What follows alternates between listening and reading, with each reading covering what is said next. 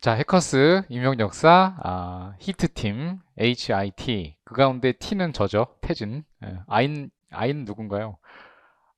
여러분이죠. 그죠. 이번에, 임용역사, 일단, 총평을 드리겠습니다.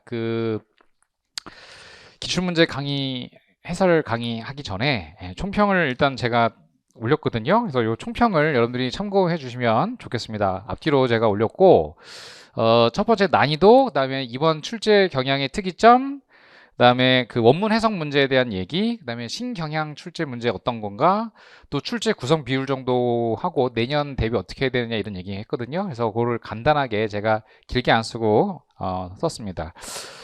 이번 난이도는 일단 어려웠다. 입니다. 그래서 제가 이 문제지를 나중에 받아본 순간 어 이랬습니다. 만만치 않았겠는 걸? 이라고 생각을 했습니다. 그래서 이번에 사실 딱 처음 보는 순간 A형 1번 문제 보고 뭐 이 정도야. 굿. 그런데 2번, 3번은 이제 제 담당이 아니니까 넘겨. 그래서 넘겼어요.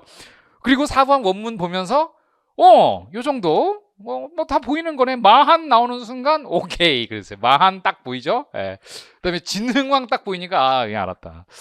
근데 이제 5번 보는 순간 이것도 만만치 않았겠다. 이런 생각이 들었습니다. 왜냐하면 5번이 제가 나중에 다 할 거예요. 네, 시모노세키 조약 이후에 제가 이렇게 암기법 알려드렸죠. 그 일본이 가져간 사소한 거 이랬죠. 사소한 거 이제 그게 출제가 됐었어요. 근데 그 이후에 독일 관련돼 있는 거 또 러시아 가져간 거. 그래서 제가 러시아는 동덕여대 이렇게 오라 했죠. 동덕여대 그래서 동청철도 여순 대련조차 이런 거 공부하고 독일은 독일교 이랬죠. 그래서 교주만 조차 이렇게 일단은 영국은 영국을 위하여 이랬죠. 그래서 영국 위해위 조차 이렇게까지는 제가 강의를 했었어요. 근데 이게 만만치는 않았다 이런 생각이 듭니다. 그 얘기 좀 하게 될 거고 A형 가운데 또 7번 문제 보면 이게 나중에 저합작위원회 7원칙은 제가 나올 거라 했죠. 진짜 미리 나온다고 했고 특히 토지개혁 문제가 나올 거라고 제가 얘기를 해드렸잖아요. 토지개혁 그래서 뭘 기억하라? 몰수, 요조건 몰수 요거 꼭 기억하라고 했죠. 근데 그거 나왔거든요. 그런데 이제 비교하는 문제 가운데 민주주의 민족전선 좌익 합작 오원칙 무상 몰수 요거 썼으면 요건 완벽한 정답이거든요. 근데 그 민전 쪽 계열을 물어볼 거라고는 사실은 저는 예측은 못했습니다.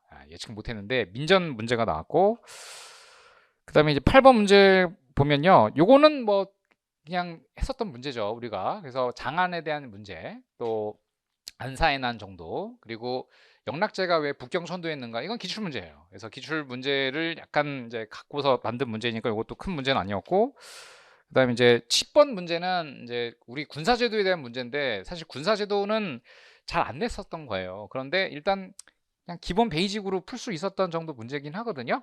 진관체제, 재승방약체제, 소구군체제, 훈련도감체제인데 이것도 뭐 크게 문제는 아니었을 거라고 생각합니다. 그래서 A형에서는 아마 여러분들이 여기서 한 3개 정도 쓰기 좀 어렵지 않았을까 이런 생각을 해봅니다. 한국사 동영사에서 3개를 여기서 일단 3개 못 쓰면 일단 당황하죠. 왜냐하면 B교시, 그 3교시가 부담스러울 수밖에 없거든요. 근데 일단 뭐 쉽지는 않은 느낌이 들긴 사실이다. 그래서 뭐 쉽게 정답을 탁탁탁탁 집어 넣을 수 있는 문제들도 있었지만 뭐지? 약간 좀 껄끄러운 느낌이 든 문제들이 한 2개가 있었죠. 그래서 2~3개 정도 여러분들이 좀 힘들지 않았을까 이런 생각이 듭니다. 그래서 일단 A형 문제 전공 A는 일단은 조금 어려웠다. 조금 어려웠음. 요 정도로 이제 할 수 있는데 이제 B 가면서 이제 3교시에 조금 어려웠음이 아니라 조금 빼야 돼요.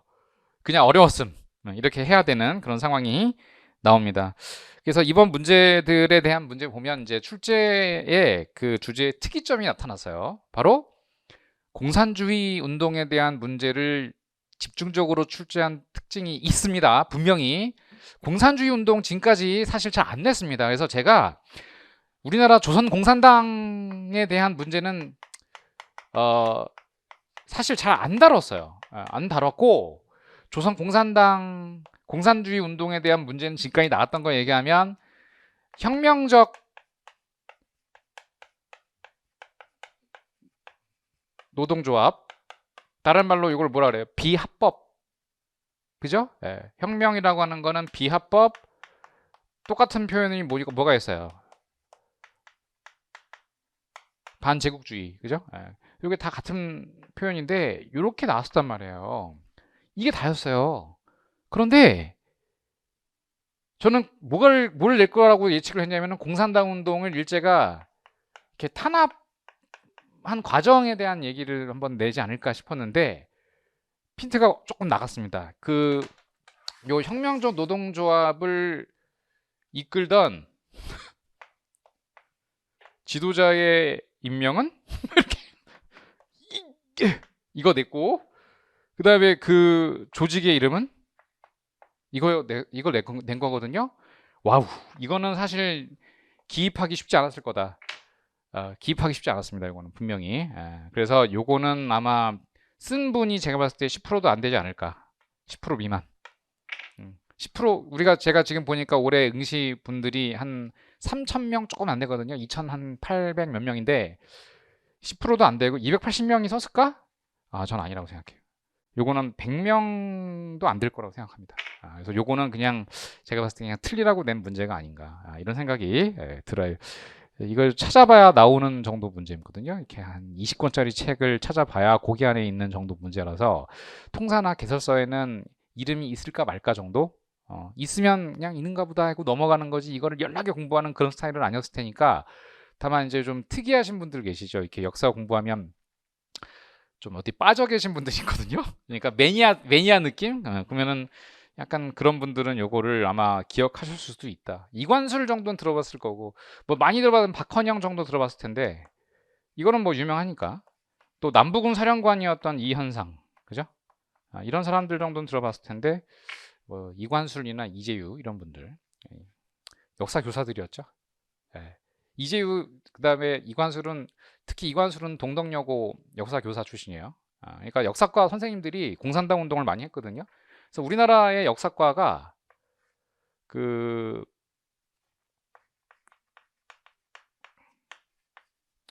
조금 좌적 성향이 좀 강하죠. 사실은 이거는 부인 못하는 사실입니다.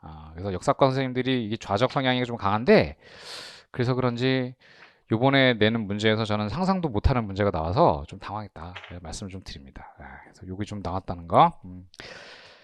그 다음에 두 번째가 민주주의 민족전선을 콕 집어서 냈다. 민주주의 민족전선도 역시 좌익단체거든요. 조선공산당과 조선인민당이 중심이 된 좌익단체 결합체를 민전이라고 하는데 조선공산당과 연결이 돼 있습니다. 이게 이제 이 민주주의 민족전선이 딱 나왔어요. 그럼 요것도 뭐예요? 공산당 운동에 나온 거죠? 그 다음에 세 번째는 뭐 물론 이제 중국이니까 공산당 운동이 당연히 낼 수는 있는데 한국사에선 공산당 운동은 사실은 잘 안 냈어요. 근데 요번 문제는 2026학년도가 냈어요. 왜 그걸 그렇게 냈는지는 출제자 분들에게 여쭤봐야 되는데 아마 저 정도 나이대 선생님들이 아닐까 싶은데요. 그쵸? 이제 한번 내볼 만하지 않나 하면서 아마 조금 요번에 좀 도전을 해본 것 같아. 이번에 한번 내보자. 그 의도가 무엇인지 모르겠지만 어쨌든 내보자 했던 것 같아요. 그다음에 큰 특이점 중에 하나가 기출문제 변형이 많이 줄어들었죠. 많이 줄어들고 신경향 문제들을 많이 출제하려고 했어요. 가지치기라고 저는 얘기를 했는데 그래서 뒤에 얘기하겠지만 어떤 주제가 있으면 이런 주제에 대해서 냈던 스타일의 기출문제가 요 정도였고 파생이 되어봐야 요 정도 파생된 문제를 냈었어요. 근데 이제는 이 주제 안에서 또 다른 가지를 쳤고 그 가지에서 개념들을 이렇게 물어보는 문제가 나왔어요. 그러니까 결국은 새로운 주제는 같은데 뭐 예를 들면 청일전쟁 이후 이후에 열강의 중국 침탈에 대한 얘기를 해봐라. 이게 이제 주제라면 그때까지 이제 뭐 시모노세키 조약이라던가 뭐 요 정도가 나왔다고 한다면 이제는 새로운 가지를 쳤어요. 새로운 가지를 쳐서 요에 대한 문제. 그래서 그 독일과 관련되어 있는 문제를 이번에 좀 냈는데 이제 이렇게 됐다는 건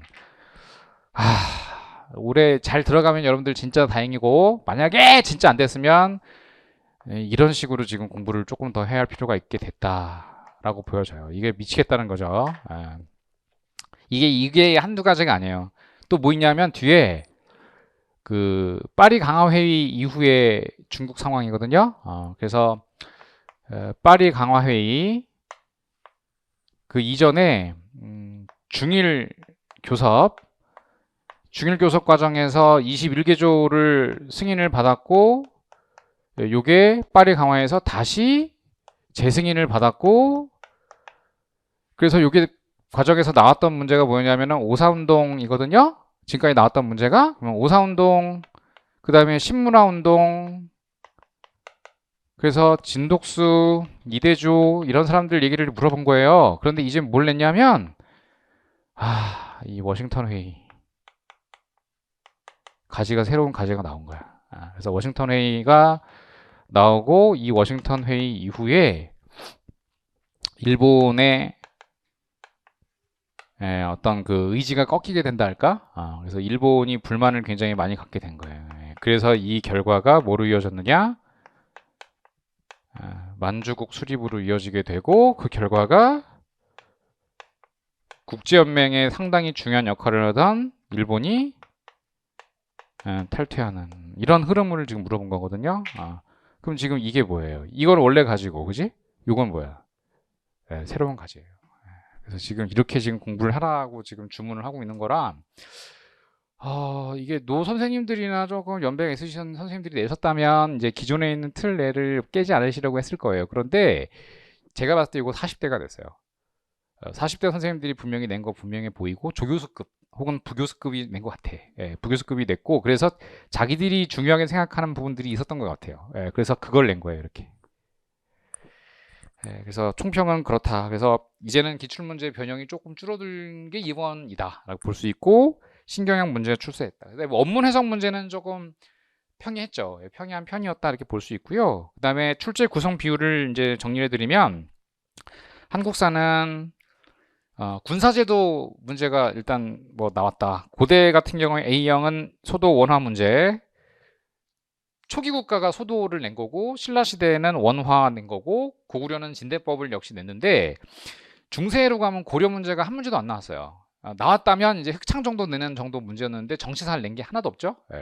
그다음에 조선시대도 군사제도와 환국제 정도가 나온 거예요. 왜냐하면 근데 제가 진대법, 흑창, 환국제는 한 문제거든요. 이게 그러니까 이거는 분류사적 측면에 접근하자면은 사회복지제도에 대한 문제를 물어본 거예요. 그럼 복지와 관련되는 게 또 뭐에 연결돼요? 이쪽이랑 연결되는 거예요. 그러니까 이 복지에 대한 우리나라 역대 복지제도에 대한 문제를 물어보면서 지금 이념적으로 얘기를 하면 약간 좀 좌쪽으로 레프티하게 가는 느낌인 건 맞아. 지금 분위기상. 저는 그렇게 봐요. 왜냐하면 선생님들이 저 정도 나이 되는 선생님들이 학계에 계신 분들 지금 제도권 학교에 계신 분들이 저 정도 되는데 저 정도 되신 저 학교 다닐 때 이런 거 좀 많이 중요하게 생각했거든요. 본인들이 지금 교수 되고 이거 내고 있는 거거든요. 뭐 어떻게 할 수 없지. 그다음에 일제 시대에 가면 지금 보세요. 공산주의 운동 얘기하고 있죠. 제가 방금 얘기한 거. 그다음에 개항기는 하나도 안 냈고 식민사관 문제 비판하는 문제들이 나온 거예요. 이게 누가 했어요? 신채호 나온 거죠. 그래서 신채호 문제를 지금 내고 있고 특히 임나일본부설이라던가 하는 것들 요거 내고 있고요. 현대사에서는 민주주의 민족전선 냈다. 이게 한국사고 그 흐름 보니까 뭔가 그렇죠? 좀 뭔가 새로운 경향 느낌이 좀 없진 않죠? 있는 것도 있지만 새롭게 낸 게 좀 보이는 게 사실이고 군사제도. 그다음에 동양사도 뭐 고대 부분 같은 경우에는 그냥 일반적인 문제예요. 이거는 낼 수 있다. 뭐 기전체, 기사본말체, 장안, 난사이나 이런 건 낼 수 있었고 중세 문제 하나도 없었고 그다음에 이제 근세에 관련돼서는 늘 내던 거 보여요. 영락제 북경천도 과정, 뭐 몽골 정벌하러 간가 뭐 이런 거. 근데 문제 유형이 조금 스타일이 달랐어요. 그다음에 서학이 전래되면서 그 카톨릭 천주교 같은 게 이제 들어오면서 포교하는 과정에서 뭐가 중국이랑 부딪혔니 이런 얘기거든요. 그거 냈고. 그다음에 이제 근대와 관련돼서는 방금 얘기한 것처럼 거야 교환 사건. 교환이 뭐냐면은 기독교 탄압 사건이거든요. 그래서 기독교를 탄압하는 사건에 대한 얘기와 그 이후에 방금 얘기한 이 워싱턴 조약 문제 그리고 거의 대부분 쓰지 못했을 것 같은 신민이라는 단어 양계초 량치차오가 그 썼던 논문이라든가 그 글을 가지고 인용을 해서 거기 써 넣어라 이거는 사실 진짜 야 뒤통수를 완전 제대로 후려 갈긴 건데 9번 신참에 울고 있는 분들 많을 거다. 9번 신참 아니야. 이제 이렇게 하면서 딱 그렇게 보이거든요. 예. 그다음에 현대사는 이제 대약진 운동 실패 수정 정책이 뭐냐 이런 얘기거든요. 이건데 이것도 공산주의의 가장 단점이 뭐냐면은 태만이에요. 태만. 그러니까 이제 집단 농장하게 되면 내게 없으면 그냥 근로의욕이 그렇게 막 올라가진 않잖아요. 근데 그거를 수정하기 위한 그 인민공사 사원들한테, 사원이 누구예요? 농민들을 말하거든요. 그럼 농민들한테 허용한 게 뭐냐? 뭐 이런 거거든. 그럼 공산주의의 태업과 태만과 뭐 레이지 좀 게으르게 되는 그거를 극복하기 위한 게 뭐예요? 개거 인정해 주면 되는 거지. 이제 이거를 지금 얘기하는 거거든요. 그래서 공산주의 운동의 단점을 보완하는 수정 논리안이 무엇이냐? 이 정말 전반적으로 분위기가 레프티하게 가고 있는 건 맞아요. 지금 우리나라 역사학계 선생님들이 그렇게 지금 쓰고 있는 것 같다. 그래서 저는 중도지만 중도적 입장에서 늘 이렇게 이데올로기가 선생님은 뭡니까? 사상 검증 막 뇌구조를 한번 얘기해 주세요. 좌예요, 우예요? 이제 이런 질문들을 하실 수도 있죠. 왜냐하면 우리는 같은 조직원들이니까. 저는 좌라고 하는 분들도 문제가 있다고 생각하고 우라고 하는 사람들도 문제가 있다고 생각한다. 됐죠? 중도인데 전반적인 객관적인 틀 내에서 보면은 분명히 레프티하게 가고 있는 건 사실이다. 왜냐하면 출제자들이 지금 저 같은 40대들이 나오고 있다. 40대의 이념적 성향이 확실하거든요. 민주당 쪽 지지하는 경우가 많은데 역사학계 선생님들이다 보니까 조금 더 그쪽이 좀 강한 게 아닌가 하는 그냥 뇌피셜이에요. 아닐 수도 있는데 그냥 뇌피셜이다. 반영이 된 듯한 느낌이죠. 좀 길었어요. 근데 지금 설명 다 끝난 거지 뭐. 이게 다 기출문제 풀이지 뭐. 지금 다 설명한 거 아니에요? 나왔던 건 다 맞췄을 거고 거의. 근데 새로 나온 거는 못 맞췄을 거고. 간단히 말하면 나왔던 건 맞췄고 새로 낸 건 못 맞췄다. 이거 아닌가? 근데 새로 나온 게 많았다. 그럼 많이 틀렸다. 이거 아니에요? 간단히 그냥 한 줄 요약을 하면. 그죠? 이런 젠장. 그죠? 아유, 네, 진짜. 자, 가봅시다. 자, 1번 A형입니다. 괄호 안에 기억에 들어갈 역사 서술 체제를 써라. 이거는 역사 편찬 방식을 말하는 거거든요. 자, 첫 번째, 한대 이래로 사관은 태사공의 기억을 이용하였다. 이 한 문장으로 끝. 기전체. 왜냐하면 한나라 때 태사공이 누구냐면은 사마천을 말하는 말이거든요. 그래서 태사직에 있으셨던 분, 그래서 태사공. 그래서 사마천이 쓴 사기. 그죠? 사기가 무슨 체예요? 기전체거든요. 그래서 태사공은 곧 사마천을 의미한다. 기전체죠. 그 다음 두 번째, 사마온공. 또 이게 누군가 싶죠. 사마온공이 누구지? 죽은 다음에 붙여진 시호인데 이분이 사마광입니다. 사마광. 그래서 사마광은 살아계실 땐 사마광인데 돌아가시면 사마온공. 같은 인물. 황제의 명을 받들어 통감을 저술하였다. 그러니까 통감이니까 자치통감이라고 볼 수 있겠죠. 그래서 북송시대 그 구법파 사대부죠. 그래서 사마광은 구법파 사대부로 왕한석의 신법에 반대했던 인물로 우리는 기억을 하고 있습니다. 근데 그분이 쓴 책이 자치통감. 그럼 통감은 무슨 체예요? 편년체죠? 왜냐하면 통감이라는 말이 들어가면 편년체니까. 편년 그럼 편년체니까. 또 절요 이런 것도 편년체니까. 또 실록 이것도 편년체니까. 또 무슨 국사 이것도 편년체니까. 이거 다 편년체거든요. 그런데 통감이라고 딱 냈으니까 편년체다. 편년체는 일기체다. 일기체. 그럼 일기를 몇 년치 일기 썼어요? 1362년에 일기를 썼죠. 그러면은 같은 사건 예를 들어서 뭐 누구랑 싸웠던 얘기 그러면은 그 이유를 따지고 보려면은 1000년 전 이거에 원한이 생겨서 1000년 뒤에 이렇게 됐다. 이거 찾아오기 힘들지. 그래서 싸우게 된 이유에 대한 그 사건만 쫙 간추리면서 사건을 일목요연하게 볼 수 있는 새로운 방법을 창안하였는데 그게 뭐다? 기사 분말체인 거죠. 그래서 예를 들어서 전쟁 관련돼서 뭐 예를 들어서 몽골이랑 전쟁을 하게 됐다. 그러면 요것만 따로 이제 몽골과의 전쟁사만 쫙 쓰는 거예요. 그러면은 몽골과 전쟁을 하는 이야기가 1000년 동안에 일목요연하게 탁 이렇게 정리가 될 수 있겠지? 이걸 뭐라 한다? 기사 분말체라고 한다. 알겠죠? 그래서 위대한 책인데 근데 위대한데 읽는 이가 곤혹스러워한다. 이게 읽는 이가 곤혹스러워한다. 그죠? 위대한 책인데 읽는 이가 곤혹스러워한다. 왜? 너무 방대하니까, 그지? 예. 그래서 기사본말 채가 나왔다. 여기까지 문제 없어요, 그죠? 2번, 3번은 이제 형난이 누나한테 맡기고. 4번. 요것도 잘 보세요. 보면 기억에 들어갈 명칭, 그러니까 뭐 벼릅이라는 표현이 나왔어요. 그러면 네 번째 줄에 우치 벼릅이니까 벼릅을 또 설치했다 이게 아니에요? 그럼 벼릅을 뭐라고 불렀니? 이런 거거든요. 근데 주어가 마한이잖아요. 그럼 마한에 있었던 벼릅을 뭐라고 불렀니? 이건 뭐 너무 쉬운 거 아닌가, 그지? 소도죠, 소도. 그래서 소도입니다, 소도. 그래서 기억은 소도 이렇게 찾을 수 있는 거고, 뭐, 뭐 잔뜩 있어. 뭐 천군이 거기 제사를 지낸다는 등 이런 표현이 나와 있고요. 그다음에 나번을 보면 요거 안타깝게 쓴 분은 제가 봤을 때 한 50%, 50% 정도는 썼을 거고 50%는 못 썼을 거다 이렇게 생각을 하거든요. 왜냐하면 갑자기 생각이 안 날 수 있어요. 갑자기. 뭐였지 이거예요, 이거. 예. 그래서 24대 진흥왕은 성씨가 김씨다. 그럼 진흥왕은 뭐 당연히 김씨지 뭐. 근데 이름이 뭐 삼맥종인가 그러죠? 근데 천성이 풍미해가지고 그 신선들을 숨기는 걸 좋아했다. 뭐 이렇게 써 있어요. 특히 이분이 누굴 좋아했냐면 이쁜 여자들 좋아했다 이렇게 써 있거든요. 미염자 이렇게 써 있죠. 미염자. 그래서 신라에 이쁜 여자들이 되게 많았나 봐요.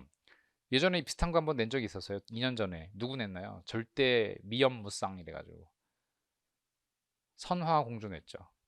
그래서 선화라고 썼을 수도 있어요. 그 선화 공주니까. 근데 여기 보면 되게 예쁜 여자를 뽑았다는 거예요. 택인가랑 랑자 미염자. 그러니까 되게 아름다운 여인을 뽑았다 이런 얘기고요. 그 아름다운 여인을 하면은 화랑 이전의 제도가 원화 제도죠. 원화 제도. 근데 이제 거기 그 원화로 뽑힌 여자들이 좀 몇 명이 이렇게 보이는데 거기 보면은 남모랑이라는 여자가 있어요. 남모랑, 그다음에 교정랑 이게 이제 고유명사인데 남모랑이 더 이뻤나 봐. 그래서 교정랑이 남모랑을 돌로 쳐 죽였거든요. 술 먹여가지고. 왜냐하면 이제 질투한 거지. 그래서 이 진흥왕이 이걸 알고 이 제도를 폐지하라 명을 내렸다 이렇게 써 있어요. 대신에 이제 진흥왕께서 뭐라고 얘기했냐면은 누년 거기 보면은 이제 대왕이 하령 폐 원화 이렇게 써 있으니까 대왕은 명령을 내리셔가지고 이걸 폐지했다 이렇게 써 있는데 누년이니까 이제 조금 지나든 거지. 누연 지났어. 그래서 왕이 또 이렇게 염욕 뭘 하고자 했네. 이런 신념이 있었는데 흥방국 나라를 일으키려면은 수 먼저 풍월도 이게 힌트거든요. 풍월도를 세워야 된다 이렇게 생각을 한 거예요. 그래서 갱하령 다시 명령을 내려서 선 난가 여기 보니까 뭐라고 써 있어요? 남자잖아, 남자. 그 앞엔 여자라는 거거든. 그러니까 남자를 뽑아가지고 덕행 자를 뽑았다는 거야. 그래서 계위 뭐라 불렀냐면은 모두 화랑이라 하였다. 시봉 설웡랑 처음으로 설원랑이라는 사람을 받들어서 위 국선 그 국선으로 삼았고 차 화랑 국선 지시 그러니까 이 화랑이 화랑 국선의 시작이다 이렇게 나오거든요. 그러니까 이거는 남자들은 설원랑을 뽑은 것이 시작이다 이렇게 써 있고 그러니까 이건 앞에 있는 건 여자들이라는 얘기인 거죠. 알겠죠? 그래서 이거는 뭐다? 원화 제도다. 안타깝다. 그렇죠? 그래서 여기까지가 원문이에요. 그래서 최근 원문은 제가 뭐라 했어요?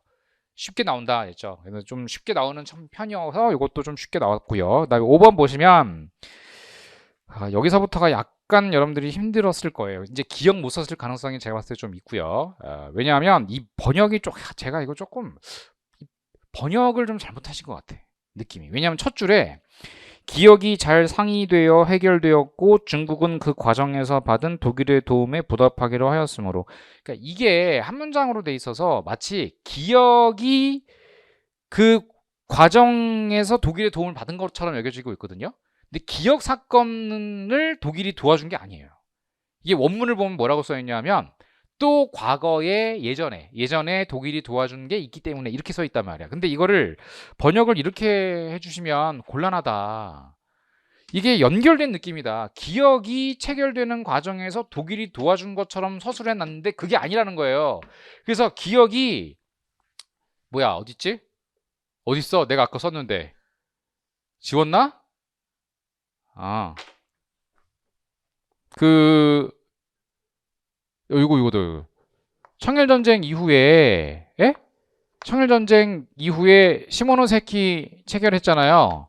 근데 러, 프, 독이 이거 하면 안 돼 이래가지고서 시모노세키 조약이 어떻게 됐어? 수정됐죠? 그죠? 그래서 이 과정에서 이게 독일이 도와준 도움을 줬기 때문에 러시아에 대해서는 뭐를 독일에 대해서는 뭐를 근데 러시아 이거 주니까 영국이 이걸 안 돼 이런 식으로 가야 되거든.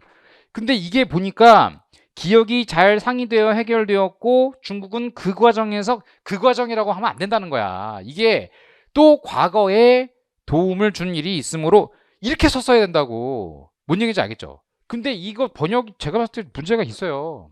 제가 원문까지 찾아봤다니까. 그래서 이상한데 이래가지고 원문을 찾아봤더니 이렇게 해석하면 안 돼. 근데 이거 출처 선생님이 그렇게 낸 거야. 뭔 얘기인지 알겠죠?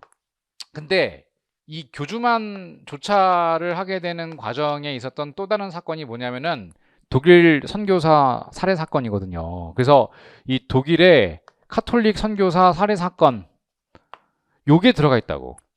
그러니까 두 가지 사건이 같이 들어가 있다고 여기에. 알겠죠? 뭔 얘기인지. 그래서 요 기억이라고 하는 것이 잘 상의되어 해결되었다라고 하려면은 독일인 선교사들이 산둥반도 교주 근처 거기가 이제 거야라는 동네래요. 거야라는 동네에서 기독교 선교사들에 대한 탄압 사건이라 해서 이걸 거야 교환 사건이라고 한다. 혹은 거야 교환 사건이라고 쓰기 싫으면 독일인 선교사 살해 사건이라고 해도 돼. 알겠죠? 독일인 선교사 살해 사건이라고 써두시면 됩니다. 그래서 거기 기독교 선교 사건이라고 제가 써놨지만 기독교 선교 과정에서 독일 선교사 두 사람이 살해당한 누구한테 살해당했는지 아세요? 소도회 의화단. 그래서 이 소도회에서 일어난 운동 때문에 결국 살해를 당하게 됐거든요. 그래서 그 결과 이 조약이 체결됐어요. 그래서 니은번 보면은 교오조계라고 써 있죠. 교오조계 이게 교주만을 말하는 거예요. 그래서 교주만 조계를 한다라는 사건이고, 그래서 교오 해상의 주변 백리 내에 조길 관병이 군사적으로 이동할 수 있도록 허가한다. 그다음 조차를 허가한다. 99년간 이렇게 써 있거든요. 그럼 이게 독일과 관련되어 있는 자 이게 이제 시작이죠. 아까 얘기한 산둥반도에 대한 산둥반도 남쪽에 있어요. 독일이 조차하게 된 사건. 근데 이게 일본이 가져가게 되는 사건이죠. 그게 이제 바로 나에 나오는 거예요. 나. 중국 정부는 산둥성에 관한 조약 혹은 기타 관계에 의거하여 그러니까 산둥성 그러면은 여기가 교주만 지역 교오 지역이라는데 이 이권을 일본이 승계한다 이렇게 얘기한 거거든요. 그게 이제 중국이 인정했다. 그래서 독일 정부가 향유했던 모든 권리와 이익 등을 향후 일본 정부가 처분하는 것을 승낙한다 이렇게 했단 말이죠. 그러면 일본이 승계하게 되거든요. 근데 이게 언제냐면은 나가 1915년이에요. 1차 대전 중인 거죠. 그래서 중국이 요거를 일본에게 승인을 해줬어요. 근데 자 1919년 파리로 갑시다. 자 파리 강화 회의에서 그럼 중국은 승전국이었죠. 중국은 승전국 지위였음에도 불구하고 열강이 일본이 이것을 가져가는 걸 재승인하였다. 이걸 이제 21개조 요구 이렇게 얘기하죠. 21개조 요구를 재승인하였다. 이것 때문에 발생한 게 뭐예요? 오사운동이라는 거예요.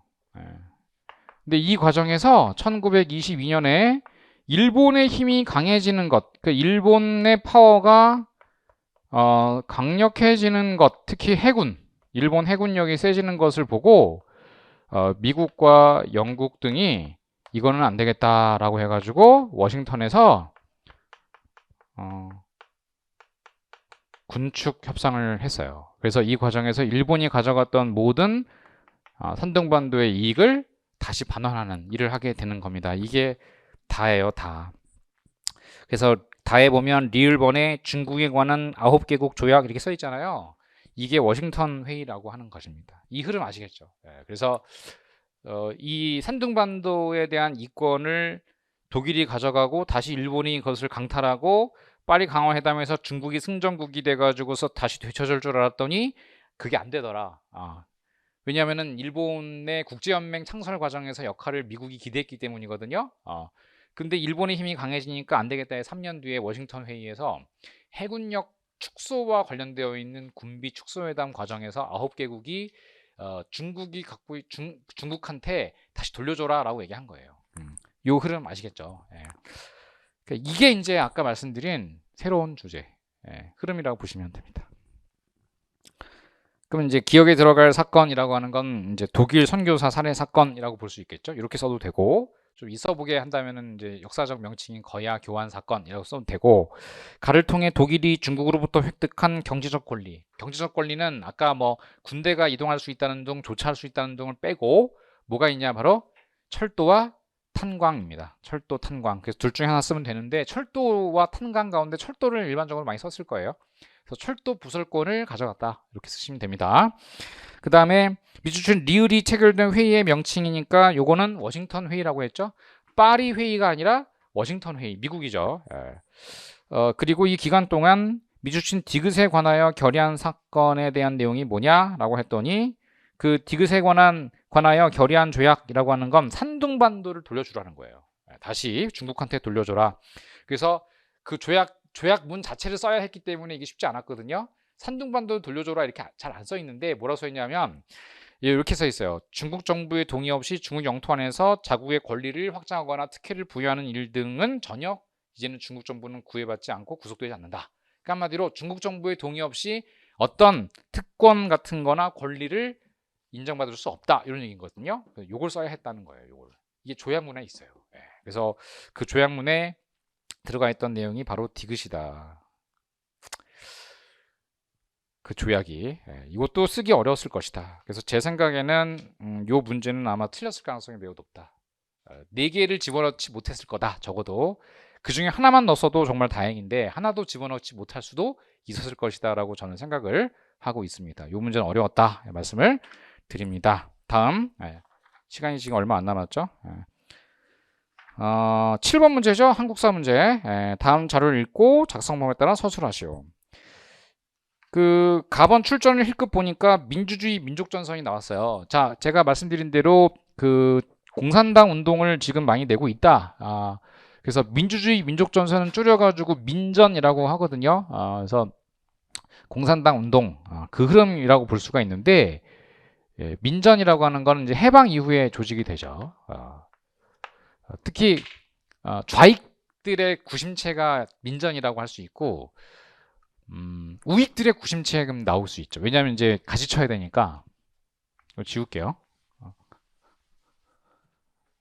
그럼 이 좌쪽의 통일연합체가 민전이라 하면 이제 우익 쪽 계열은 뭐라고 부르냐면 비슷한데 민주의원이라고 얘기를 합니다. 민주의원. 그래서 민전이냐 민주의원이냐의 대립이 이제 나오게 되는데 이게 그 나오게 된 계기는 뭐냐면 모스크바 3국 외상회담입니다. 이게 전해지면서 좌와 우가 격렬하게 대립하게 됐다. 특히 가장 큰 문제는 탁치 문제. 처음에는 탁치 문제로 시작을 해서 여기는 찬성을 했고 여기는 반대를 했고. 근데 이건 표면적인 이유고요. 두 번째는 친일파 청산 문제죠. 친일파를 어떻게 할 거냐. 그 다음 세 번째가 토지 문제였어요. 그래서 이 세 가지 중에 근본적인 문제는 저는 이 두 개라고 봅니다. 그래서 이에 대한 얘기를 강조했다 말씀을 드리죠. 그래서 저합작을 위한 5원칙을 지금 제시했는데 1번 보니까 조선의 민주독립을 보장한 삼상회의 결정을 전면적으로 지지한다고 써있죠. 그러니까 삼상회의 결정을 전면적으로 지지한다 하니까 뭐예요? 찬성한다. 신화통치 찬성한다. 두 번째, 디귿 토지개혁 나오죠. 바로 제가 나왔죠. 토지개혁에 대해서 어떻게 해요? 좌니까. 무상몰수, 무상분배. 그쵸? 무상몰수, 무상분배. 그 다음에 3, 친일파들을 처벌한다. 그래서 뭐라고 써있냐? 완전히 배제한다. 이렇게 써있거든요. 그럼 완전히 배제하기 위해서는 건국 과정에서 정부 수립에 참여를 못하게 해야 돼요. 그래서 피선거권 박탈입니다. 이것을 공민권 제한이라고 얘기를 했어요. 공민권을 제한한다. 요 문제. 그래서 아예 참여를 못하게 했어요. 처음부터. 근데 우쪽은 다 반대라고 생각하면 되거든요. 무상몰수가 아니라 뭐예요? 유상으로 매입하는 것이고 친일파 처벌하는 거 그래 하긴 해야 되는데 이거 언제 하냐면은 여기서는 즉시 처벌이고 여기는 언제 하냐면은 나중에 입법을 통해서. 그럼 입법을 통해서라고 하는 거는 국회라고 하는 거가 구성되고 난 다음에라는 거죠. 그러면 국회가 구성될 때까지는 참여할 수가 있는 거지. 여기서는 아예 참여를 못하게 하는 거고. 뭔 얘기인지 알겠죠? 그 차이였어요. 그래서 그거 묻는 문제. 그래서 기억에 들어갈 명칭은 미소공동위원회 속개 촉진운동을 전개한다. 제가 그 모스크바 3국 외상회담은 어떻게 외우라 했죠? 미미 통신 이랬죠? 미미 통신하면 미소사령부 대표자 회의, 미소공동위원회, 통일정부 수립. 통일정부라는 건 이제 뭐 임시정부겠지만 통일정부 수립, 그다음 신화통치 이거거든요. 그래서 니은의 공통으로 들어갈 거는 남북 통일의 뭐냐는 거죠. 임시정부 그죠? 임시정부라고 써도 되는데 원문에는 민주주의 임시정부라고 써 있어요. 그래서 민주주의 임시정부인데 그냥 임시정부라고 써도 저는 답으로 해줬을 거라고 생각을 해요. 민주주의 임시정부. 그래서 북조선 민주주의 민족전선과 직접 회담해서 전국 행동 통일을 기하라. 그 다음에 가를 작성한 집단 하면은 민전인데 민전이 리을을 위해 제시한 방안을 선거제도와 관련하여 한 가지 써라. 그 친일파를 아예 처벌하기 위해서 선거를 어떻게 할 거냐? 이게 답이죠.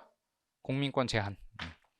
피선거권 박탈이라고 써도 맞는 답입니다. 그 다음에 밑줄 친 미음의 토지 확보 방안. 나는 조합적위원회 합작 7원칙이고 합작 7원칙은 민전 5원칙의 일부를 절충한 것이라고 볼 수 있겠어요. 그래서 1번 보면 삼상의 결정을 분명히 따르겠다라고 하고 저합적으로 민주주의 임시정부를 수립할 것이라고 쓸 수 있겠죠. 대신 이제 3번에 보면 토지 개혁에 있어 토지를 농민에게 무상으로 분여하며 라고 써 있는데 중략된 부분이 좀 중요한 거죠. 그래서 이 미음 부분과 밑줄 친 디귿과의 차이가 뭐냐라고 하면 좌익의 토지개혁과 그 조합작위원회의 토지개혁의 차이는 요거는 무상몰수인데 반해서 저합작은 뭐라 했냐면 이 부분을 추가하는 형태였어요. 유조건몰수 알겠죠? 그래서 무상몰수냐 무상몰수도 분명히 여기 있는데 무조건 다 무상몰수는 아니고 유조건 몰수 체감 매상 형태 알겠죠? 그러면 유조건 몰수 체감 매상이라는 단어가 들어갔으면 완벽한 답. 이건 섰어야 돼요. 체감 매상. 왜냐하면 체감 매상은 농민을 대상으로 하는 게 아니라 지주를 대상으로 시행한 정책이기 때문에 그래요. 그렇기 때문에 유조건 몰수 옆에 체감 매상을 여기다 집어넣어야지. 농민에게 체감 매상으로 분배한다? 아니 왜? 농민은 무상으로 분배를 받는 거니까. 그럼 체감 매상은 누구한테 적용되겠어요? 살 때 지주한테 토지를 살 때 그 조금씩 감가해서 산다고 제가 말씀드린 부분 이게 나온 거죠. 이게 이거다. 그 썼으면 됐다. 이게 7번 문제였고요.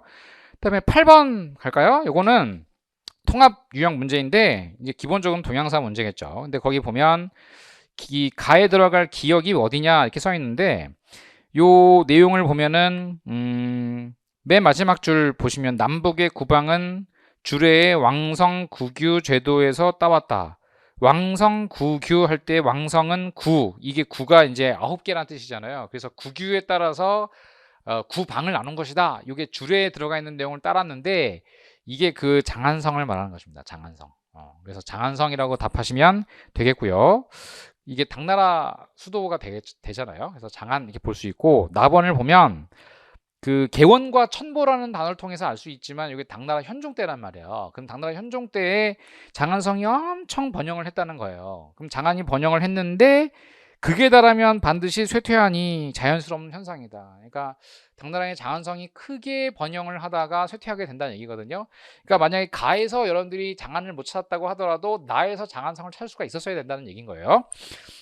당나라 개원과 천부의 장안성이 크게 번영을 하였고 그 과정에서 지기가 서쪽에서 동북쪽으로 옮겨가니 그럼 땅의 기운이 장안성이 서쪽에 있는데 동북쪽으로 옮겨가게 되니라는 거죠. 그게 동북쪽에서 일어난 게 안녹산 사사명의 난이다라고 할 수가 있죠. 그래서 반란의 조짐을 보였다. 그래서 개원과 천보 시기에 있었던 반란이 뭐냐?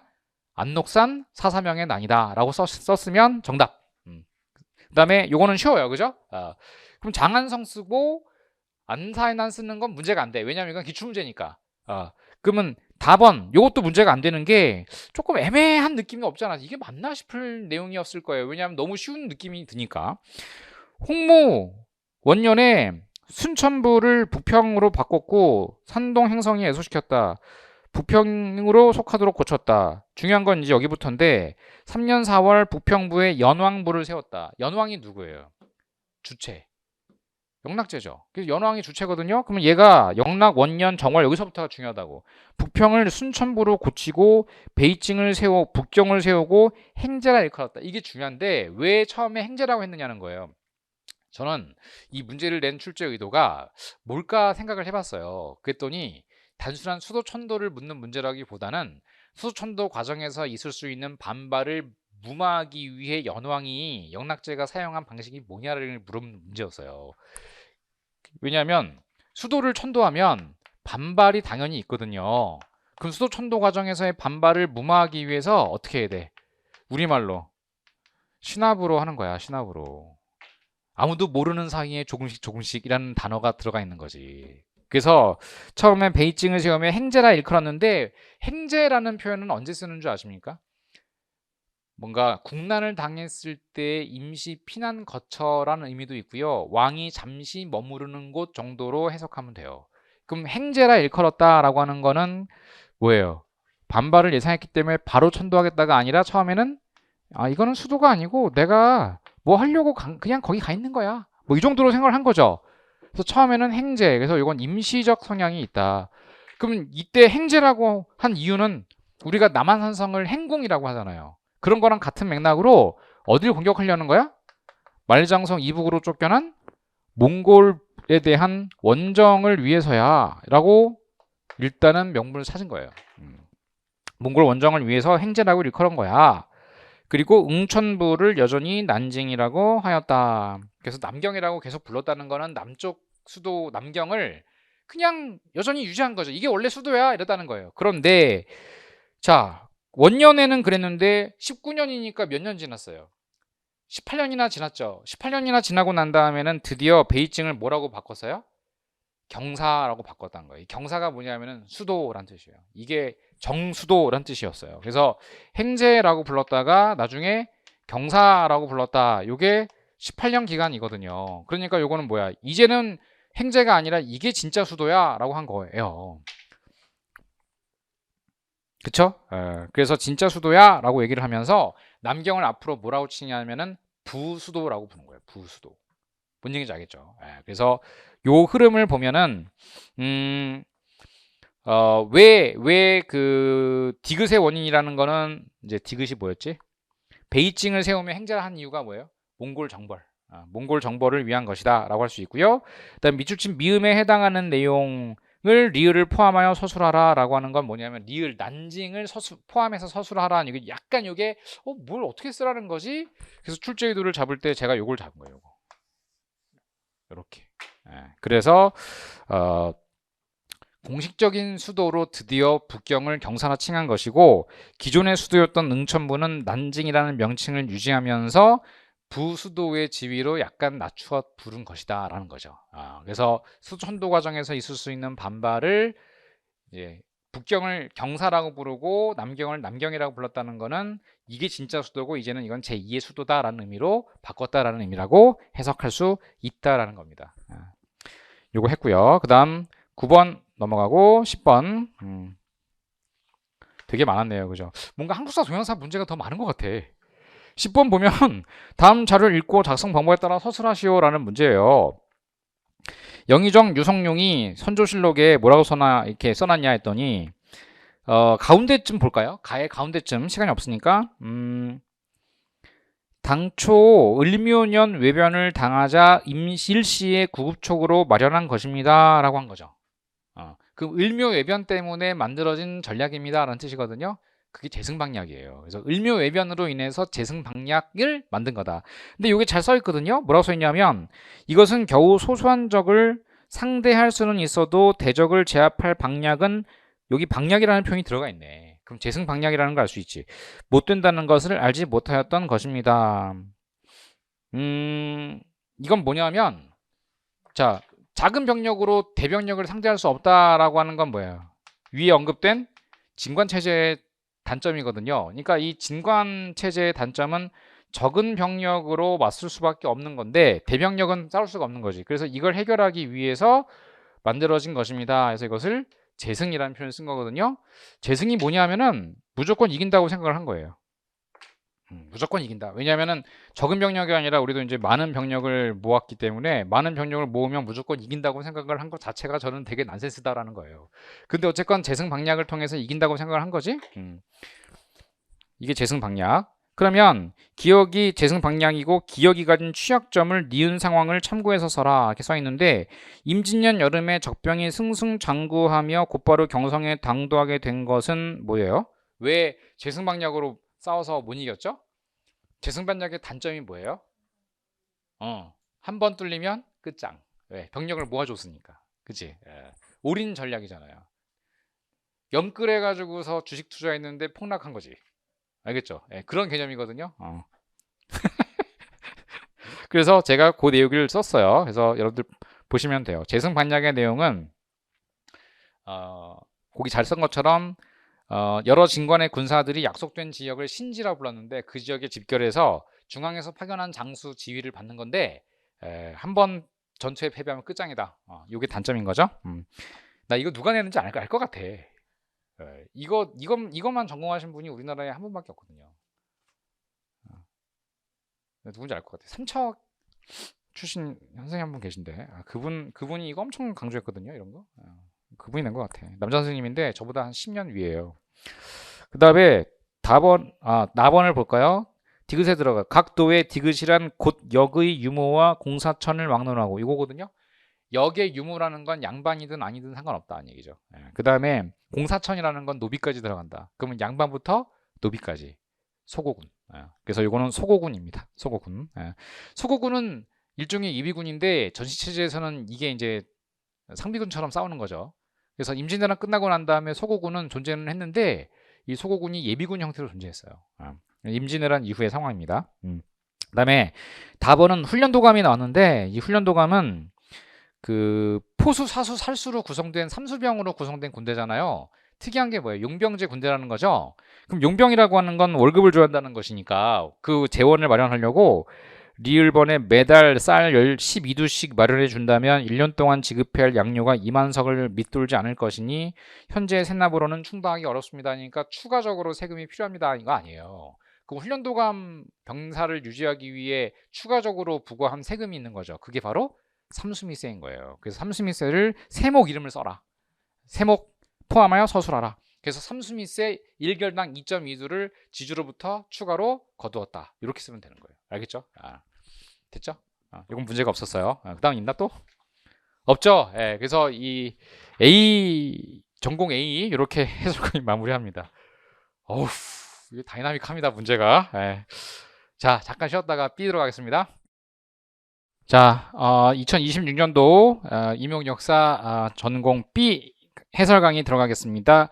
말씀드렸다시피 이번 임용 역사 문제는 다소 어려웠다 말씀을 드립니다. 이유는 신경향 개념 출제되었기 때문이고 여기에 대해서 아예 잘 보지 않았던 파트에서 나왔기 때문에 많은 분들이 분명히 어려움을 느꼈을 것으로 보입니다. 지금 분위기를 반영한 듯한 인상도 사실 주고 있어요. 자, B 들어갑니다. 1번 문제. 1번부터 틀렸을 가능성이 있고요. 기억 못 썼겠죠? 기억은 신민입니다. 신민. 새로울 신자 백성민.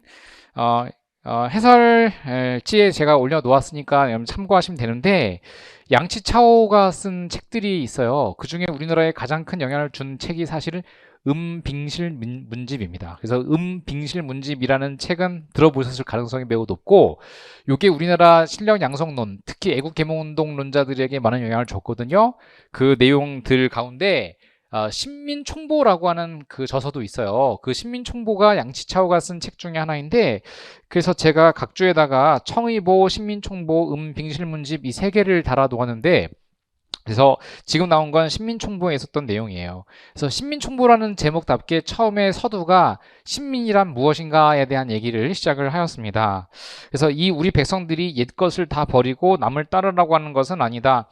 그래서 옛것을 다 버리고 남을 따르라고 하는 것은 아니다라는 문장이 꽂혀가지고 구본신참이라고 썼을 거다. 근데 이거는 말도 안 된다. 일단은 답은 신민이었기 때문에 말도 안 된다고 말씀을 드린 거예요. 근데 얼핏 보면 구분시참이라고 보여요. 예, 그건 분명히 맞다. 이런 말씀을 좀 드립니다. 하지만 그게 아니었다는 거죠. 그래서 이 내용은 서경과 대학에 나오는 단어 등을 조합해서 양치차오가 설명을 한 거예요. 그래서 저기 신민총보 1902년에 간행됐죠. 그래서 본보는 대학의 신민의 뜻을 취해 우리나라를 유신하기 위해 우선 우리 백성을 유신한다. 근데 이게 서경과 대학에 있는 단어이기도 하지만 유신이라는 단어는 맹자에서 따온 말이에요. 그래서 양치차오는 분명히 본인들의 고전에 대한 내용을 가지고 계몽운동과 새로운 나라를 만들어야 한다라는 계몽 사상의 어떤 하나의 흐름을 설명하고자 시도했습니다. 중국이 부진한 건 국민에게 덕이 없고 지혜가 없었기 때문이다라는 얘기거든요. 그래서 양치차오는 이 병을 오로지 치료하겠다라고 했어요. 이게 바로 뭐예요? 지혜가 부족하다. 중국인들이 지혜가 부족하다. 지혜를 돋워야 한다. 그러니까 바로 계몽이죠. 그래서 우리나라 계몽운동가들에게도 많은 영향을 줬다고 말씀을 드렸습니다. 그 배경은 뭐냐면 맨 밑에 있는 니은입니다. 당시 상황이 우승열패 약육강식 사회였기 때문이에요. 이걸 뭐라 그래요? 사회진화론이라고 한다. 사회진화론을 제시한 사람 이름은 스펜서입니다. 그래서 스펜서에 의해 제시된 사회진화론. 이게 우리나라에도 많은 영향을 주었고요. 특히 어디에 영향을 줘요? 계몽운동. 그래서 계몽운동의 배경이 바로 사회진화론입니다. 요거는 그 객관식 문제에도 예전에 한번 나왔던 적이 있어요. 최근에는 좀 지양되는 스타일의 문제지만 계몽운동가에 영향을 준 책이 무엇인가 해서 법원 서기보에서 한번 그 객관식으로 냈던 문제입니다. 이게. 그래서 스펜서의 사회진화론이라고 하는 게 뭐 찰스 다윈의 진화론이라는 그런 보기와 함께 나온 적이 있었어요. 이렇게 하면 1번 문제는 아마 하나는 틀리고 하나는 맞았을 것이다. 이렇게 말씀을 드립니다. 2번 여기서 이제 다 틀렸을 거다 이런 생각을 하고 있어요. 왜냐하면 우리나라 공산당 운동이라고 하는 건 조선 공산당 창립과 관련되어 있는데 이게 1925년이죠. 근데 사실 공산당 운동을 깊게 들어가면은 그 계보를 살인파의 계보를 공부하듯이 공부해야 돼요. 근데 사실 안 했죠. 안 한 이유는 우리가 굳이 대한민국이 무슨 공산당 운동을 뭐하러 공부해? 라고 생각을 해서일 수 있는데 지금 출제가 된 거는 아마 이런 맥락에서 파악하기를 원한 게 아닌가 싶어요. 뭘로? 독립운동의 한 일파 갈래로 공산당 운동을 생각하자 이런 맥락 같아요. 앞으로 그런 경향이 더 강해질 거예요. 진짜로. 옛날 공산당 운동은 독립운동이긴 했어요. 근데 우리나라에선 공산당 운동을 독립운동이라고 얘기하는 게 꺼려졌죠. 근데 지금은 이제 시대가 바뀌었다는 거예요. 시대가 바뀌었기 때문에 일제시대의 공산당 운동도 독립운동으로 분명히 봐야 한다라는 맥락에서 내는 것 같아요. 그래서 공산당 운동 그러면 여기 당연히 주체가 뭐냐면은 청년운동, 노동, 농민, 학생, 또 여성. 이런 식의 이제 카테고리로 구분할 수 있겠죠? 근데 공산당 운동에서 제일 중심이 되는 사람들이 누구예요? 제가 여기 그런 말씀을 드린 이유는 우리나라 초기의 공산당 운동은 청년 인텔리 중심이었어요. 근데 이러지 마라라고 했어요. 이러지 마라 이게 언제냐면은 1930년을 기점으로 바뀌어요. 그래서 제가 예전 강의하면서 이렇게 프로핀테른 얘기는 한번 한 적이 있었던 것 같아요. 프로핀테른의 그 지시에 따르면 지금까지 조선에서의 공산당 운동의 문제점은 소수의 인텔리겐차들이 중심이 되어서 공산당 운동을 주도했다는 것뿐만이 아니라 바로 이 부르주아 계층들과의 어떤 연합을 시도했다는 것도 문제일 수 있다. 지금 상황이 달라졌다. 그래서 누구 중심으로 전환하라. 노동자 중심으로 전환하라. 이렇게 한 거예요. 그래서 앞으로 30년대 이후는 청년 인텔리겐차가 아니라 누구 중심?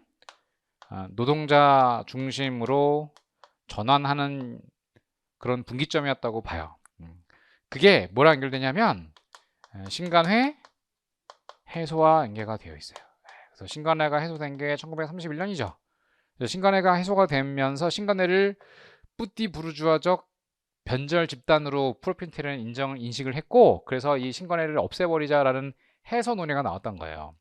일제가 해산시킨 게 아니죠. 그래서 이렇게 바뀐 거예요.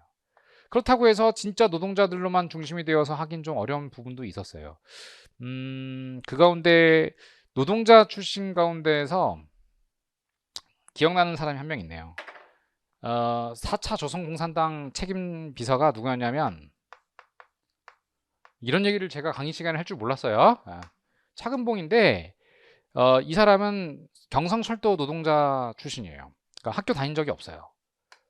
차근봉은 경성철도 노동자 노조 위원장 정도라고 보시면 되거든요. 요즘 말로 하면 뭘까요? 서울 지하철 도시철도공사 노조 위원장 정도? 근데 이 사람은 진짜 노동자예요. 그래서 이 차근봉이 중심이 되어서 4차 조선공산당의 책임비서가 되었고, 이 흐름 때문인지 모르겠는데 이 청년 지식인들 가운데에서 예를 들어서 대부분 지식인들은 교사거든요. 유학 다녀온 일본 유학 출신들이라든가 교사 출신들이 많아요. 그래서 유학 특히 일본 동경 유학을 다녀오면서 고등학교 같은 곳이나 전문학교 등에서 교사하는 분들이 많았는데, 교수나 교사 이들이 이런 지시가 되어오니까 노동자 중심으로 재편돼야 되겠다 이래가지고 어떻게 하냐면은 진짜 노동자처럼 살아요. 요즘 말로 하면 이제 뭐랄까 위장 취업 같이. 그래서 이런 노동 일도 하고요, 농사도 짓는 농민으로 변장하며 살아가기도 해요. 이게 사실 80년대 우리나라도 이런 게 되게 많았어요. 대학생들이 위장 취업하고 막 그랬어요. 막 공장에다가. 그래서 그 과정에서 뭐 부천 경찰서 성고문 사건도 발생하고 그랬던 거예요. 이게.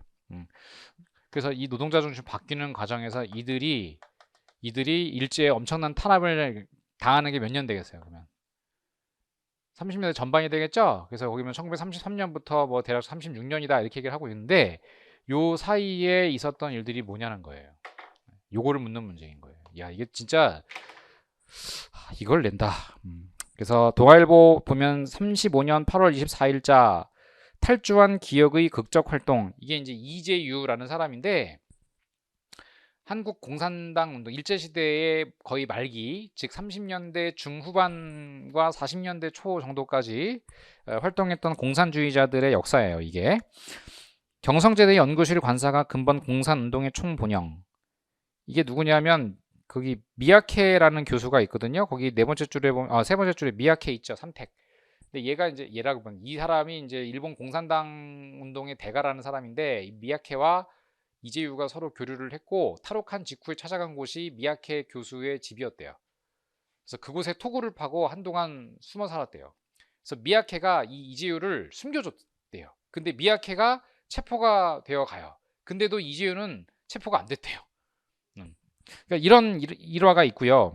그래서 이재유와 미야케 교수, 정태식 등이 악수. 일본인 교수가 참여한 점이 조선공산운동의 초유사이며 취조 중 서대문서 2층에서 도하 탈주하였다는 기사가 실렸다. 이재유는 탈옥을 2번 했어요. 대단한 사람이죠. 변장술의 대가였다고 해요. 그래서 기역 그룹은 이건 다른 얘기거든요, 이제. 근데 사실 이게 연결되는 느낌인데 완전 다른 이야기예요. 그 이재유가 그 탈옥을 2번 했다가 다시 체포가 됐는데 체포가 되고 난 이후의 상황은 이제 이렇거든요. 기업 그룹은 서울 및 경기도 지역에서 비밀 노동자, 거기 보면 비밀 노동자라고 써 있죠. 그게 이 사람들이에요. 그러니까 비밀 노동자, 그다음에 뭐 농민, 학생 조직을 결성하였고, 뭐 아니면 비밀 노동자 조직이라 할 수도 있겠지. 이를 토대로 당 재건 운동을 전개하였다. 함께 활동하였던 이관술은 추록 후 박헌영과 니은을 조직하였다. 이렇게 써 있는데, 그럼 이관술도 일제 말 공산당 운동의 핵심 인사거든요. 이관술을 하면 되게 유명한 사람인데 동덕여자고등학교 역사교사였어요. 역사교사. 그러니까 여러분들이 이제 이관술이 될 수도 있는 거죠, 나중에. 그래서 추록 후 박헌영과 니은을 조직하였다가 이게 뭐냐면은 조선공산당이라고 썼을 가능성도 높아요. 공산당을 조직하였다. 근데 그게 아니고 조선공산당은 1928년 4차 조선공산당을 결성하였으나 차근봉이 체포되고 난 이후에는 공산당은 다시는 재건되지 못했어요. 그러면 공산당 운동은 어떤 식으로 이어졌느냐 하면 30년대 전반에 지역을 그 기반으로 하는 꼼그룹이라는 형태로 운영 유지됐어요. 꼼그룹이라고 하는 건 꼬뮤니즘 그룹이란 뜻이겠죠. 그래서 사회주의 그룹이란 뜻이겠어요. 그래서 그 중에 제일 중요한 지역이 당연히 서울이에요. 그래서 공산당 운동의 메카가 평양이 아니고 사실은 서울이었고, 그래서 서울의 꼼그룹이다라고 해서 서울을 부르던 일제시대의 명칭이 경성이기 때문에 경성 꼼그룹이라고 불렀던 거예요.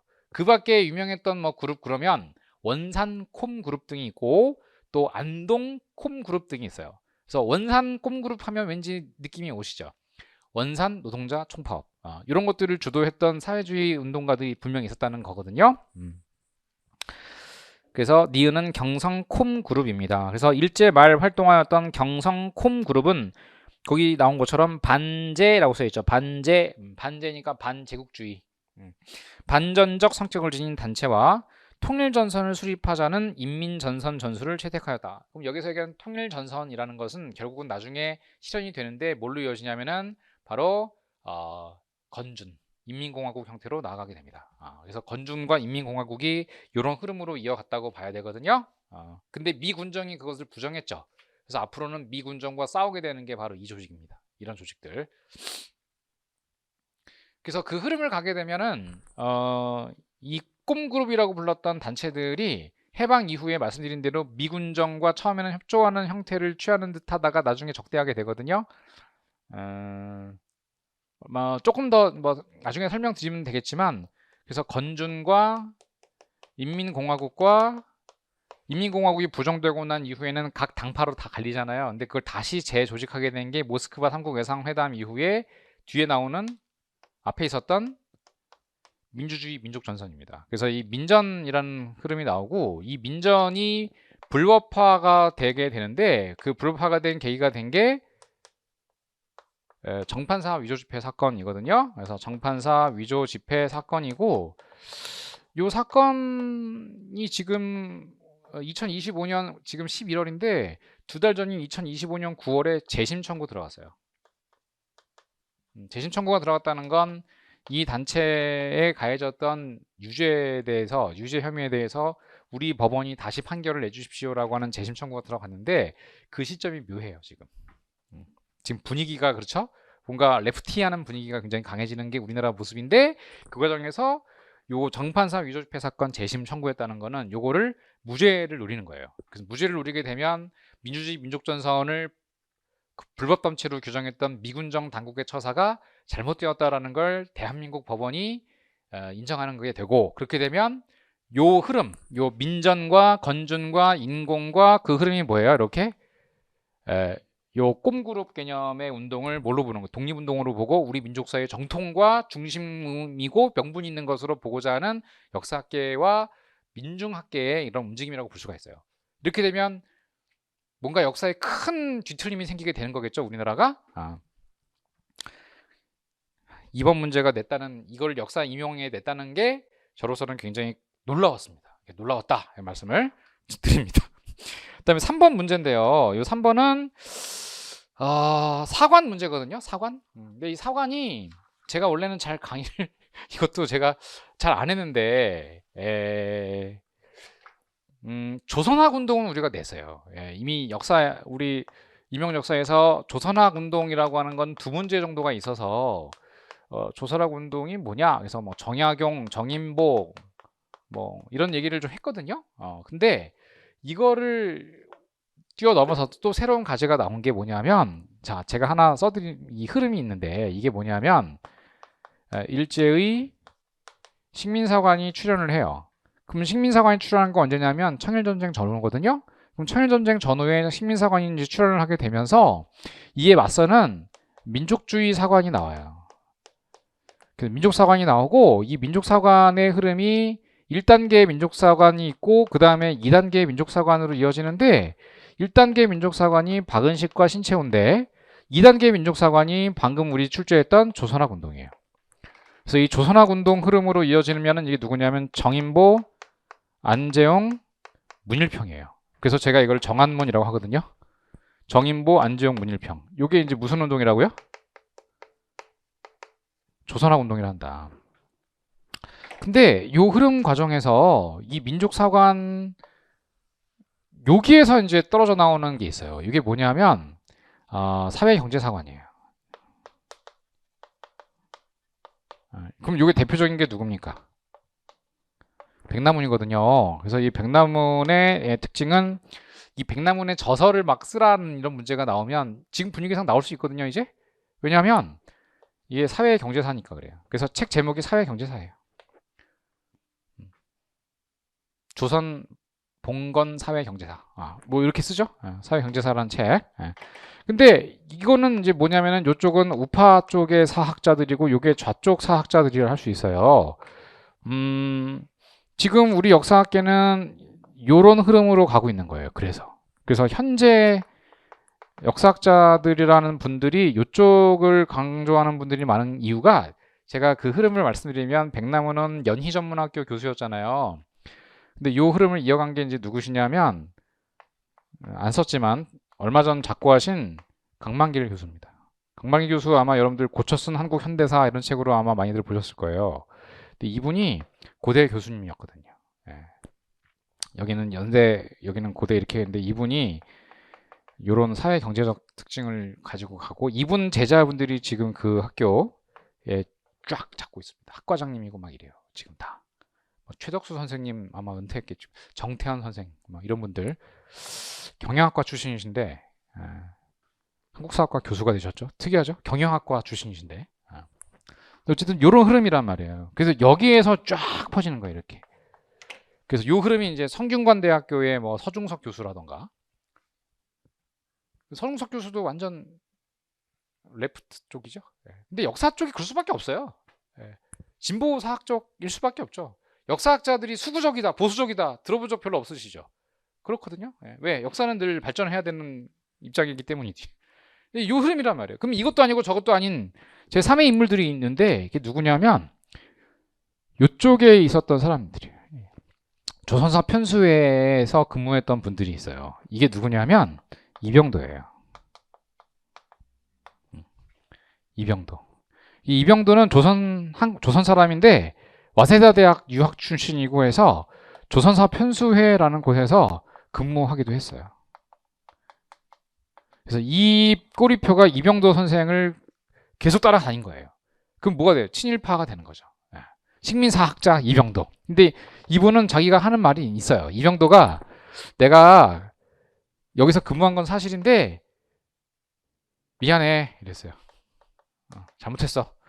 근데 내가 여기 있다가 나온 이유는 여기가 실증주의를 표방하는 줄 알았어. 객관적인 줄 알았어. 근데 그게 아니라 우리나라 역사를 왜곡하는 걸 알게 된 거야.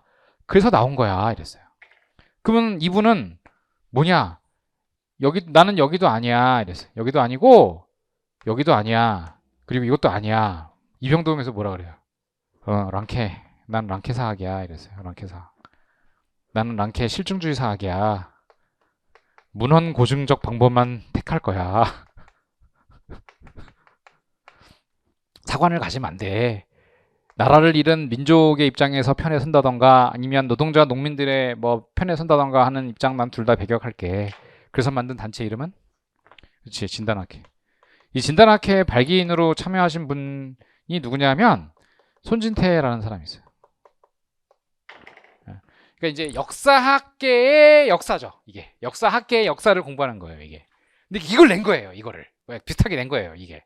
그래서 저는 이걸 물론 분명히 뭐 문제로 낼 수는 있는데 이거를 이렇게 한 문제로 낼 거라고는 사실은 잘 예측은 안 했어요. 물론 나올 수는 있지만 이걸 낼까? 뭐 이래가지고 그냥 늘 제가 분석하면 조선학 운동 정도에서 요게 조금만큼 낸 요만큼만 냈단 말이에요.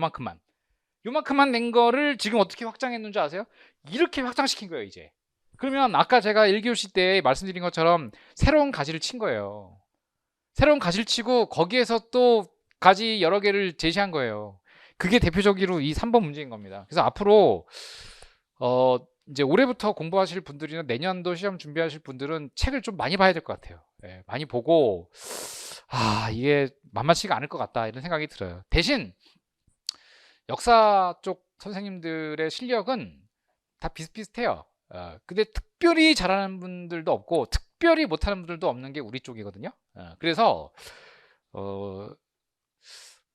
일단 누가 더 많이 책을 들여다봤느냐가 새로운 그런 영역이 있죠. 새로운 컨텐츠를 누가 이렇게 많이 봤냐가 앞으로 조금 그 당락의 결정을 좀 많이 영향을 미칠 것 같습니다.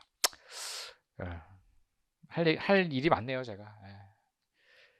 한국사가 특히 그렇게 됐어요. 한국사. 물론 동양사도 그렇지만 특히 동양사도 제가 아까 얘기했지만 저기 전근대사 쪽 잘 안 내고 근현대사 쪽이 좀 어려워지고 있어요.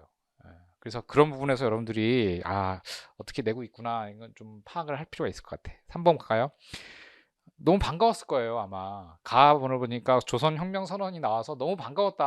너무 고마워. 근데 고맙지가 않게 됐어요. 왜냐하면 이게 우리가 알고 있는 의열단을 위한 그런 선언이 아니었던 거예요. 조선혁명선언에 보이지 않았던 내용이 뭐였냐면 조선 사람으로 조선 역사를 읽게 된다 하면 니은을 무고하여 소잔명존의 형제라 칭하며 이러거든요. 그 소잔명존 하면 스사노 미코토라고 하는 일본 신화 속에 나오는 신 이름인데 그 일본 소잔명존의 형제라 칭한다. 그러면 니은이 소잔명존의 형제다라고 칭했다는 게 뭐예요? 그러니까 둘이 같은 형제다라는 브라더. 그럼 같은 핏줄이다 이런 얘기거든요. 그럼 일본 신화 속의 신과 그럼 우리도 뭐가 나와야 돼? 대비하면은 신화 속의 신이 나와야 되잖아요. 누구예요, 그게? 단군밖에 없는 거예요. 그래서 단군 왕검을 말하는 것입니다. 그래서 우리 단군 왕검을 일본의 신화 속의 신인 소잔명존의 형제라 칭했다. 그러면 그 근원이 뭐예요? 일본과 조선의 뿌리가 같다라는 걸 전제로 하고 있는 거예요, 이게. 그래서 일선 동조인 거예요. 그러니까 분열되어 있었던 두 나라가 원래는 한 뿌리였으니까 다시 하나가 되는 건 당연하다라는 논리거든요. 형제라 하며 그래서 기억이 나왔고 그다음에 또 뭐였지? 미음 그지? 미음 볼까요? 답원을 조선사 문제라고 했는데 이것도 사실은 신채호가 쓴 글이에요. 근데 이 조선사 문제라고 되어 있는 건 소단락의 제목이고 이 책의 그 큰 제목이 뭐냐면 조선사 연구초예요. 그럼 조선사 연구초에 있는 조선사 문제거든요. 그래서 답원을 보면 근일 조선의 위정당로는 조선 총독부를 타는 말입니다. 조선 총독부가 짧지 않은 시일에 적지 않은 공력을 들여 조선사 편수를 일단락 지었다. 그러니까 조선사의 편수를 일단락 지었다. 그럼 요걸 말하는 거거든요. 요거 조선사 편수를 일단락 지었다. 그러니까 뭐예요 이게? 왜곡했다. 뭐 이런 얘기거든요. 그러면서 우리들은 아직 전편을 통독하는 노파심을 발휘하지 않았지만 그러니까 뭐 처음부터 끝까지 다 읽지는 않았지만 적지 않은 두찬이 있다 한다. 더구나 니은을 말살하거나 그럼 니은이 같은 사람이잖아요. 그죠? 단군 왕검을 말살하거나 혹은 그 사실을 뭐 어떻게 뒤섞는 짓. 그럼 뭐 한 거예요? 말살 혹은 뭐 한 거예요? 왜곡인 거죠. 왜곡. 왜곡한 짓도 서슴지 않았다고 한다. 이건 되게 쓸데없는 짓을 한 것이다. 이런 얘기거든요. 그럼 신채호는 고대사 연구에 주력했던 사실을 아마 잘 알고 계실 거예요. 그래서 신채호에 대한 얘기를 제가 좀 강조해 나가는데 특히 이렇게 가번과 다번에 보면은 단군을 부정하거나 왜곡하면서 일본 신화의 형제다라고 칭한 것을 뭐라고 생각했냐면 근원적인 이유가 일선 동조거든요. 그럼 이게 식민사관의 한 갈래잖아요. 그럼 일선 동조라고 하는 것을 분쇄하기 위한 노력을 신채호 선생이 하셨다. 그래서 민족사관 그러면 여기에 박의식과 신채호가 일단 있는 거예요. 예. 그러니까 우리 민족의 뭐를 위해? 독립정신을 지키기 위해서 필요한 것이다 라고 한 것이죠. 그러니까 일제는 우리를 하나처럼 생각하려고 하고 융합하려고 하고 있고 우리는 그것을 거부하고 있는 상황이거든요. 그래서 거기 보면 기업과 미음의 공통으로 해당하는 주장이 뭐예요? 식민사관이라고 써도 되는데 조금 더 점수를 높게 받으려면은 일선동조론. 그래서 일선동조론이다 이라고 쓰면 더 좋겠어요. 그래서 일선동조론을 말하는 것이고, 그럼 누구와 누가 같다는? 단군 왕검이 일본 신화 속 신 소잠명존과 같은 형제다. 이게 일선동조론이고요. 그 다음에 니은에 들어갈 명칭이 뭐냐? 단군인 거죠? 그 다음에 두 번째 문장이 디귿과 리을의 공통을 해당하는 식민사학의 설. 그럼 디귿이 뭔가를 봤더니 사만시대 한강 이남은 일본 영지. 그러면 사만이 일본 땅이다라는 거 아니에요. 그러면 일본 그 지역 그게 일본 땅이었다 그러면 일본이 정벌했다는 얘기가 되는 거고. 그다음 밑에 보면 나번에 신공후가 이제 신공황후거든요. 이 여자거든요. 신공황후가 신공후라고 써 있지만 실제는 신공황후가 사만을 정벌했다. 그러면 어쨌든 사만이 다 일본 땅이라는 거 아니에요. 그 일본이 우리나라를 지배했다, 한반도 남부를 지배했다는 거. 이게 뭐라 그래? 임나일본부. 이게 쓰면 되는 거지. 그래서 답이 임나일본부였던 거예요. 그래서 임나일본부를 써라. 이건 쉽죠. 그 다음에 마지막 밑줄친 비읍을 민족정신으로 규정한 라의 저자. 야, 이건 진짜 쉬운 거 아닙니까? 사실은 조선심. 그럼 조선심이라고 하면은 제가 문일평 단심. 전 이렇게 강의를 하거든요. 문일평 단심, 문일편 단심 심이야 이랬어요. 문일편 단심. 그럼 문일평이지. 남평문씨 집안에 이거 아닙니까? 문일평 선생. 이분 대단히 중요한 정신사학자예요. 예, 그래서 조선심. 그 중에 조선심의 상징은 뭐라 그랬어요? 훈민정음. 세종심. 그래서 조선심은 세종심이고 세종심은 결정체가 뭐야? 훈민정음. 조선글이라 한다. 알겠어요? 예, 이게 문일평이에요. 그래서 거기 맨 마지막에 조선글은 조선심에서 생겨난 결정인 동시에 조선학을 길러주는 비료라 하려니와. 그러면 지금 문일평 선생이 지금 뭘 하는 거야? 이렇게 조선학을 길러주는 가장 중요한 비료가 세종심의 결정체라 할 수 있는 우리 한글이다. 알겠죠? 이게 문일평이에요. 호암 문일평 선생. 그래서 이 문일평 선생 집이 호암 전집이라고 합니다. 됐죠? 그 다음에 4번인가? 아니죠? 끝. 그 다음에 5번. 이거 다 했나요? 다 했죠? 저는 제가 제일 빨리 한 줄 알았어요. 제가 제일 늦더라고요. 7번인가요? 네. 이게 이제 중국 현대사거든요. 중국 현대사 그 중국 공산당 중화인민공화국 만들어지고 난 다음에 요거는 나올 거라고 예측을 해서 제가 중국 근현대사 특강을 했잖아요. 마지막에 중국 현대사 특강으로 마무리했을 때 제가 이거는 조금, 왜냐하면 이거는 기출문제니까, 기출문제의 영역이니까. 그래서 집단농장 합작사 합작 이게 이제 처음엔 초급 합작 고급 합작 이렇게 흐름이 있다 이렇게 하더라도 이게 이제 인민공사 대약진운동 그리고 실패, 처절한 실패, 이 과정에서 권력투쟁이 발생하면서 모 세력이냐 유 등 세력이냐 유소 등 소 세력이냐 그죠? 요 세력 과정에서 팽도 있고 요문원도 있고 그죠? 요 세력 과정에서 나온 게 뭐다? 문화 대혁명이다 이렇게 요 흐름 우리 한번 배웠죠 이렇게. 그래서 그 얘기인데 여기서 기업을 잘 운영해야 호조조의 대발전을 가져올 수 있습니다. 이 호조조는 20호에 30호 정도 되는 농민 두레 조직이랑 비슷해요. 그래서 집단 농장 합작사 이렇게 해도 되고 집단 농장을 잘 운영해야 합니다. 농촌의 진지를 사회주의가 점령하지 않는다면 자본주의가 반드시 다시 점령할 것입니다. 이게 되게 유명한 문장인데 모택동이 한 말이에요. 그래서 제가 출전을 찾아봐서 실어 놓았는데 농업협동조합화 문제에 관한 보고 등소평이 모택동이 직접 얘기한 거예요. 유명한 문장 원문을 확인하니까 그게 써 있어요. 진짜 이게 군대 전쟁하는 것처럼 써놨어요. 자본주의가 다시 점령할 것입니다. 한마디로 개체 소유제는 반드시 집체 소유주를 할 것입니다. 그래서 개체에 똥을뱅이 치고 집체에 똥을뱅이 치면 개체라는 건 개인을 말하고 집체는 집단을 말하는 건데 개인 소유제는 반드시 집단 소유로 갈 겁니다. 이거거든요. 그럼 요거는 자본주의가 될 것이고 요건 뭐가 돼? 공산주의가 되겠죠? 반드시 갈 것입니다. 그래서 과도기를 거쳐 반드시 사회주의로 가야 합니다. 집단 농장이 낮은 수준으로 운영되면 토지는 다시 개인 소유로 돌아갈 것입니다. 높은 수준으로 운영되면 공공에게 돌아갈 것입니다. 그래서 낮은 수준, 높은 수준이라는 표현을 썼는데 뭐 초급 수준이냐, 초급 합작이냐, 고급 합작이냐, 고급 합작 가야 된다. 그래서 모든 걸 다 공유하는 거. 그래서 이 기역 집단 농장이라고 써놨고, 그 다음에 나번을 보면 지난 시기 우리의 방법 공작 작풍에서 주의할 만한 문제가 노출되었습니다. 밑줄 과장하는 풍조. 과장하는 풍조가 뭐냐면은 허위 보고. 그러니까 통계를 조작하는 거. 그러니까 통계 조작, 허위 보고. 또 목표치를 지나치게 높이 설정한 거. 근데 목표치를 너무 지나치게 높이 설정하니까 보고할 때 그거보다 지나치게 낮으면 개욕 먹겠지. 그래서 허위 보고한 거야. 허위 보고. 이만큼 했습니다. 이렇게.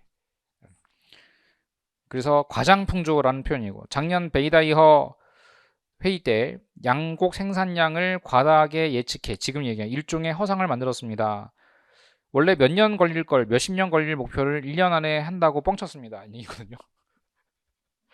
공산당이 원래 좀 그렇죠. 네. 뻥튀기. 그래서 결국 군중의 지지를 얻지 못하게 되었습니다. 이거거든요.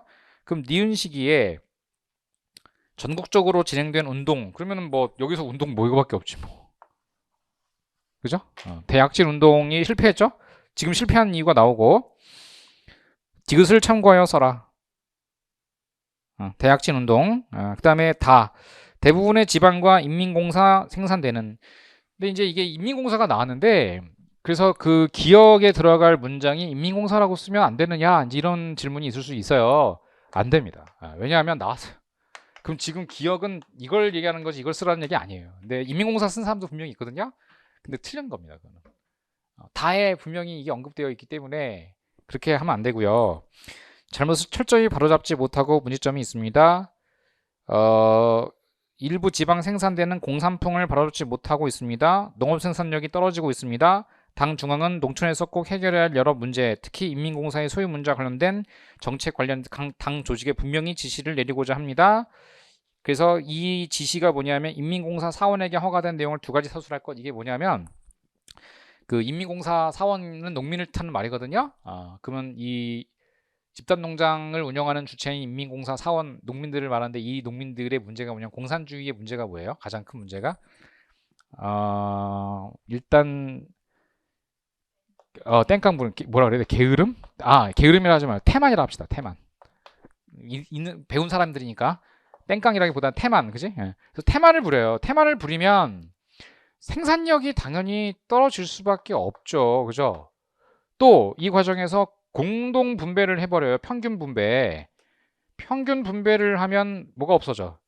의욕이 없어지죠, 당연히. 그럼 의욕이 없어지니까 이게 악순환이 반복되는 거예요, 그죠? 그럼 이걸 해결하기 위한 방법은 뭐예요? 평균 분배 안 하면 되지. 그래서 뭐를 고려하기 시작하면 노동량, 그다음에 뭐 기여도 이런 걸 생각하기도 하고 자기 걸 인정하는 거예요, 일부. 그래서 그 내용이 뭐냐면 수정한 내용이 나오거든요. 그게 뭐냐면 개인 경작지를 일부 허용한다. 두 번째가 자기 거를 허용하는 과정에서 가축 사유. 가축을 키워도 된대. 그건 걔 거야.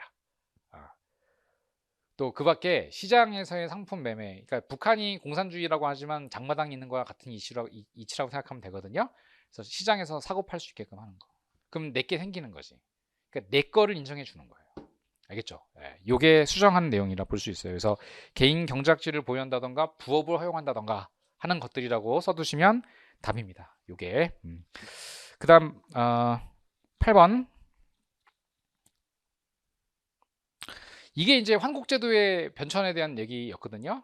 그래서 우리나라 환국제도의 변천은 제가 뭔가 출제 경향이 이념을 자꾸 얘기하고 싶진 않은데 자꾸 그렇게 보여요. 예, 왜냐하면 문제를 그렇게 냈으니까. 한국은 누가 운영해요? 국가가 운영하는 거예요.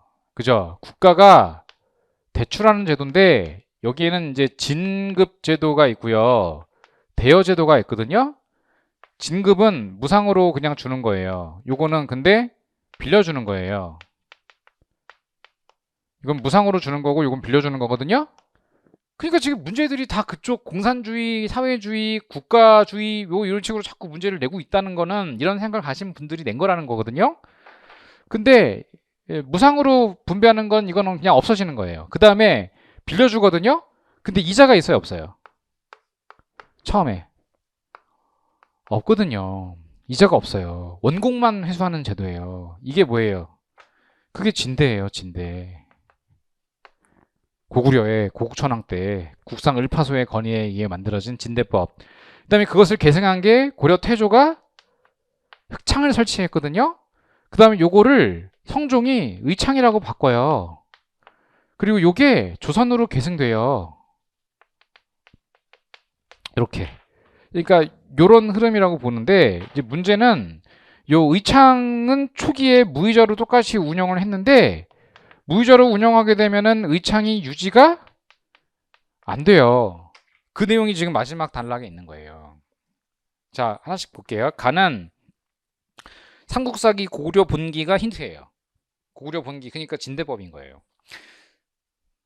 봄에 관곡을 내어, 관곡을 내어라는 거는 나라에 있는 곡식을 내준다는 거거든요. 그러니까 국가에서 그 굶주리는 백성들을 위해서 곡식을 퍼줘야 된다는 얘기고, 그다음 두 번째, 한당 시대에 시작된 건데 흉년은 백성에게 손실을 주지 않으며, 이것도 고려사가 식화지네. 넘어갈게. 건국 초기에, 세 번째 줄, 건국 초기에 그러한 뜻을 본받아 니은을 창설하였는데 성종 5년 7월 전교하기를 지금 인구가 늘어나는데 저축은 많지 않으니 니은에 1만석을 더하고 그 이름을 의창으로 고치는 바이다, 이렇게 써놨으니까 의창이 아닌 거죠. 근데 이거를 또 의창이라고 쓴 사람이 있다니까. 아싸 의창 X, 의창으로 고치는 바이다 라고 했으니까 의창은 아닌 거지. 그럼 원래 이름 써야지. 그게 흑창이에요. 흑창. 그래서 흑창이었다. 그 다음에 디귿에 보면 상평창이라고 나오는데 이 상평창은 성종 때 만든 건데 요거 의창 상평창을 구별하는 문제가 나온 거거든요. 그럼 의창과 상평창은 같은 거예요, 다른 거예요? 다른 거죠. 당연히 다른 거예요. 의창은 관곡 대여 제도고 상평창은 뭐예요? 물가 조절 기구예요. 물가 조절 기구, 이렇게 쓰시면 돼. 근데 이게 조선시대로 가잖아요? 조선시대로 이렇게 가잖아요? 그럼 이게 다시 어떻게 돼요? 의창이 없어져서 상평창이 합쳐져요. 그래서 조선시대에 가면 의창 상평창이 하나가 돼요, 다시. 그래서 디귿 기능은 물가 조절 기능, 이렇게 쓰면 되고, 그 다음에 다 이익이 말하였다. 이게 실학자 이익이네. 한자 보니까 고려 초에는 흑창을 창설하였고 성종 때에 이르러 의창으로 이름을 고쳤다. 여기 또 써있네, 이렇게. 그러면서 뭐라 하냐면은 점점점점, 길가에 쌓아두면 새들로 인해 소모되고 창고에 쌓아두면 쥐들로 인해 소모된다. 그러니까 어떻게든 그냥 가만 냅두면 없어진다는 얘기거든요. 그러면 이 손실 부분이 생긴단 말이에요. 그 손실되는 부분을 뭐라고 조선시대에 불렀냐면, 제가 아까 유지가 안 된다 했잖아요. 이걸 모미라고 했어요. 모미. 이게 손실되는 부분이거든요. 그래서 이 손실되는 쌀이, 왜냐하면 쌀이니까, 쌀은 그냥 오랫동안 쌓아두면 못 먹는 쌀이 생길 수도 있는 거예요. 상하니까. 제가 이거를 우리 엄마 집에 가서 확인했거든요. 저희 엄마가 쌀을 보관을 잘 못해가지고 완전 다 썩어가지고, 내가 진짜 그 친구. 그러니까 쌀 그냥 가만두면 다 썩거든요. 이걸 몸이라 그래요. 그러면은 이 쌀이 유지가 되려면은 어떻게 해야 돼? 이자가 있어야 되는 거죠. 예, 그래서 릴 문제를 보관하기 위해 마련된 조선시대 환곡 운영 규정을 하나 써라 이렇게 써 있는데 그게 바로 모곡 가로 열고 이자를 부과하였다 이거예요. 알겠죠? 그래서 이자를 부과하였다. 이거는 뭐 문제가 없습니다. 언제 이게 처음 만들어졌냐면 세종 때. 예, 그래서 세종 때에는 삼승모법, 명종 때에는 일할모법이라고 했다. 이게 이자가 점점 늘어나는 거죠. 예. 왜냐면은 세종 5년에는 3승이었는데 일할모법이라고 하는 건 15도에 5승이니까 이자가 점점 늘어나는 거죠. 그럼 조선 후기에 어떻게 됐겠어요? 고리대가 된 거예요. 그래서 이 삼정의 문란 가운데에서 가장 큰 문란이 뭐다? 환곡이었어요. 환곡. 그래서 환곡의 문란함이 제일 심했고 그 환곡의 문란함을 대표적인 걸 두 가지 써라. 뭐 이런 문제가 만약 나오면 뭐라고 써야 되나? 뭐 허류, 반작, 반백 이렇게 쓰면 되겠지. 뭐 허위로 그 문서를 기재하는 거. 그다음에 반백 그러면 절반만 쌀인데 절반은 쌀이고 절반은 모래인데 섞어서 이렇게 대여해 주는 거. 그러니까 한 가마 빌렸다고 뻥치고 실제로는 절반밖에 없는 거지. 그러니까 이런 제도 때문에 결국 저기 구한말에 이모곤란이 터진 거예요. 문제가 있죠? 예. 여기까지. 그다음에 이거는 어렵지 않았고 9번 마지막 문제인가요? 예. 요것도 아마 한 적어도 4개 중에 3개는 쓸 수 있었어야 되는데 보니까 기역과 같이 행동한 이유를 비추친 니은의 근거에 한 가지 서술하라 이렇게 써있는데 가번을 보면요 서진 이게 뭐냐면 서로마를 말하는 거예요. 그러니까 이탈리아를 말하는 것이고 이마두 마테오 리치 이마두가 마테오 리치가 딱 나왔으니까 아 대서 구라파 이데리아국 사람이다, 그지? 의데리아국 의데리아가 이탈리아지? 예. 처음 말과 글이 미달하였으나 몰랐는데 고심 학습하여 열심히 공부해가지고 도서와 인물에 대해 다른 이에게 가르침을 구하니 그러니까 이 마테오 리치가 이게 중국에 와가지고 중국말 익히고 그러니까 대중국인이 되는 건가? 대중 하여튼 뭐 외국인인데 중국어 잘하는 거지. 심지어 이제 유교 경전도 학습을 하고 뭐 유교, 불교, 도교 이런 걸 막 공부하는 거예요. 선교사가. 그래서 그는 점차 언어를 익히고 문자가 통하게 되었으니 이내 육경과 자사 등의 책에 의해 통하지 않는 것이 없었다. 되게 똑똑했네. 그래서 이분이 유교 경전을 통달한 거예요. 이걸 왜 했을까라는 거죠. 그렇지, 기독교 선교. 그러니까 이 기독교를 선교하기 위해서다 이렇게 써도 돼요. 기독교 선교 목적 이렇게 쓰면은 뭐 답. 그런데 조금 더 이제 안전하게 얘기하려면은 유교 경전을 학습해서 유교 지식을 활용하여 기독교 선교에 활용하고자 했다 이렇게 써도 더 훌륭한 답이 될 수 있겠죠.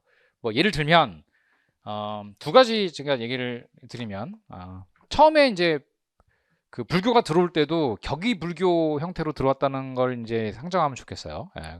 그래서 도교에서 얘기하는 공사상 그 무의 사상을 불교의 공사상과 연결시켜서 설명하고자 했다던가 하는 거와 같거든요. 그래서 예를 들어 중국에서 얘기하는 그 상제, 옥황상제 개념을 천주 개념이랑 연결시켜서 설명하고자 하는 노력. 그러니까 이제 뭐 상제라던가 하늘 이거를 이제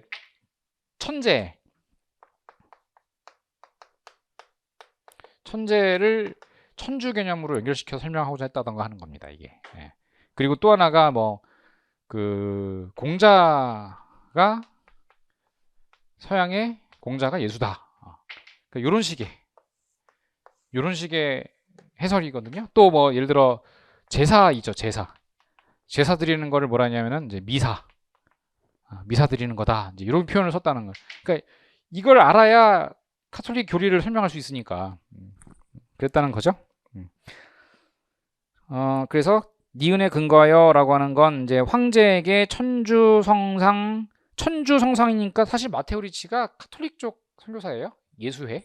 그리고 성모상, 천주경전 등을 헌상하였다. 그러니까 황제한테 이런 걸 주는 거는 이제 기독교 교리를 전파하기 위한 목적이다. 기독교 선교 목적인 걸 분명히 알 수가 있는 거죠.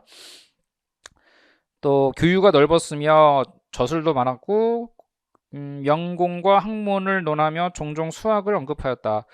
이때 이제 열심히 도와준 사람이 서광계, 그죠? 그다음에 이지조, 서광계와 특히 서광계는 천주교 세례를 받으신 분이에요. 그 명나라 고위 관료인데 요 천주교 세례까지 받으신 그런 사람이라 볼 수가 있겠고, 그래서 여러 서적을 번역하기도 했다. 뭐 거의 뭐 구마라습 정도라고 봐야겠네, 그지? 그리고 모두 세간에 퍼졌다 이렇게 써 있죠. 그래서 디귿 보면은 디귿의 살을 써라. 그럼 서광계의 도움을 받아가지고서 번역을 한 게 뭐냐는 책인 거죠. 대표적인 게 기하 원본, 유클리드 기하학을 한문으로 번역한 게 기하 원본입니다. 그래서 기하 원본 써면 됐고, 그 다음에 나번을 보면 탕양망의 처음 이름은 약한 아당사이니까 이게 힌트네. 아당사이 하면은 아담샬, 그지? 아담샬을 아당사이라고 한 거죠. 그다음에 성은 방백이 1, 2만국 사람이다. 1, 2만국이 그 저기 독일이거든요. 1, 2만국을 독일이라고 할 수 있어요. 독일 사람인데 예친왕이니까 순치제 때네. 그 탕양망에게 역법을 수정토록 명하였다. 그럼 끝난 거지 뭐. 역법 하나밖에 없지 뭐. 역법. 그 역법이 뭐예요? 청나라 역법. 시언력이요. 뭐 시언력. 우리나라에도 들어오잖아요. 그래서 이 시언력이다 이렇게 볼 수 있고 효종토에 들어옵니다. 그래서 리을 시언력 치면 되고요. 그러니까 이 뭐 기하 원본이니 시언력이니가 다 뭐예요? 이렇게 서학의 전례가 되면서 들어오면서 바뀐 어떤 뭐 수학책이라던가 기하학책이라던가 역법서다 이런 얘기인 거죠. 또 뭐 그밖에 또 뭐 있어? 고려만국 전도 같은 거. 됐고 그다음에 답원을 보면은 미추친 비읍 조치가 강희제 때거든요. 그래서 거기 보면 강희제가 말하였다. 지금 교황의 사신이 보내온, 교황은 이제 교황을 말하는 거고 1700년대거든요. 1700년대 1711년인가? 클레멘스 11세 정도가 될 텐데 그 교황이 사신이 이 사신이 누구냐면 추기경 정도를 보냈어요. 그래서 추기경을 보내서 고시를 보니 화상과 도사의 소교와 다를 바 없다. 그들의 허튼 소리가 이보다 심할 수는 없다. 그 고시가 곧 허튼 소리인데 그 클레멘스 11세가 얘기한 허튼 소리가 이거거든요. 이거를 이렇게 설명하지 마라. 다른 존재다. 또 공자 예수 이것도 설명하지 마라. 또 제사가 어떻게 미사 가느냐 다 부정. 이걸 뭐라 하냐? 전례 문제라고 한다. 전례 문제. 유교 경전에 있는 예법 문제. 그거를 부정했거든요. 이것 때문에 강희제가 하지 마라. 그래서 비읍 서양인은 중국에서 행교할 필요 없으니 금지한다. 그래서 이때부터 이제 기독교 전파가 금지가 된 거예요. 강희제는 금지하는데 그쳤지만 그 다음 때를 보면은 건륭제 때는 크리스트교 선교사를 처형합니다. 완전 추방하고 막 그런 일이 발생해요. 그래서 비읍 조치가 내려진 이유를 미움과 관련하여 써라. 방금 얘기했죠. 그래서 교황이 예수회, 그러니까 이제 이게 카톨릭 그 교단 안에 보면 여러 개 그 수도회가 있는데 예수회가 있고 프란치스코 회라는 데가 있고 또 뭐 베네딕트 회라는 뭐 여러 가지 회가 있어요. 그 과정에서 예수회는 그 나라의 문화를 수용하고 인정하는 형태의 포교를 했는데 좀 보수적 교단 입장인 뭐 프란치스코 회라던가 뭐 도미니코 회라던가 이런 곳에서는 근본적인 신앙을 강조하는 과정에서 그 나라의 관습, 풍습 인정하지 않았거든요. 이런 부분 때문에 결국은 문제가 생긴 거죠. 그래서 유교 문화를 인정 포용하는 포교 방식을 비판했고 공자 및 조상 제사 금령을 내렸기 때문이다. 제가 이렇게 한마디로 제사 금지 이렇게 설명을 드립니다. 그래서 결국 금지가 된 거죠. 자, 이렇게 해서 천주교 문제까지. 오우, 그쵸? 예. 자, 그래서 이번 2026년도 문제는 말씀드린 대로 뭔가 공산당 문제를 좀 많이 냈고, 그리고 새로운 개념 신유형 문제를 많이 낸 편이에요. 아는 것도 있었지만 의외로 쓰기 어려운 부분도 있었다. 그래서 막 완전 어려웠다 이렇게는 볼 수 없겠지만 왜냐하면 쓸 수 있는 게 각 문제마다 하나씩 있었기 때문에. 하지만 아예 못 쓴 문제도 2개, 3개는 있었다.